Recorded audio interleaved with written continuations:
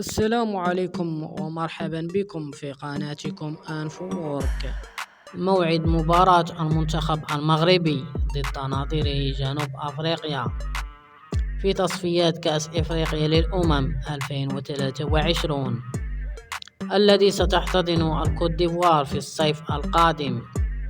يتواجد المنتخب المغربي في المجموعة 11 بجانب منتخبات زيمبابوي وليبيريا وجنوب إفريقيا. المباراة ستلعب يوم 20 مارس 2023. بالنسبة للتوقيت لم يتم تحديده بعد، ومن المتوقع نقل المباراة على قناة بين سبورتاج دي 3.